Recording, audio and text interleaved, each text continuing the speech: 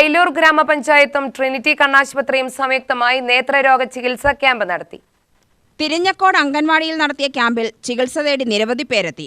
ഡോക്ടർമാർ രോഗികളെ പരിശോധിച്ച് നിർദ്ദേശങ്ങൾ നൽകി. ഗ്രാമപഞ്ചായത്ത് പ്രസിഡന്റ് കെ രാജേശ്വരി ഉദ്ഘാടനം ചെയ്തു. Standing committee chairman SM Shajahan അധ്യക്ഷനായി. ഈ ക്യാമ്പിൽ പങ്കെടുത്ത എല്ലാവരെയും അഭിവാദ്യം ചെയ്യുന്നു.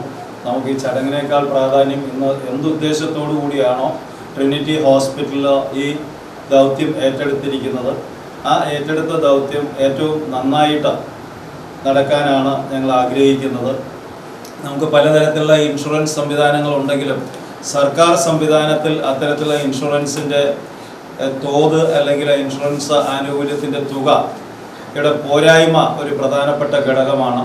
അതുകൊണ്ട് തന്നെ അത് മറ്റ് പല രോഗങ്ങൾക്കൊക്കെ ചികിത്സിക്കുന്ന ഇത്തരം കണ്ണ്, പല്ല്, അതുപോലെയുള്ള പ്രത്യേകമായിട്ടുള്ള വിഭാഗത്തിനുള്ള ചികിത്സയൊന്നും നമുക്ക് സൗജന്യമായിട്ട് കിട്ടാറില്ല.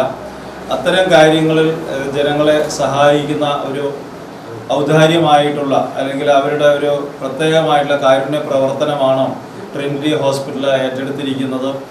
ആശാവർക്കർ അജിത, ആശുപത്രി PRO ശബരി, സുരേഷ് കുമാർ എന്നിവർ പ്രസംഗിച്ചു. UTV news, Palakkad.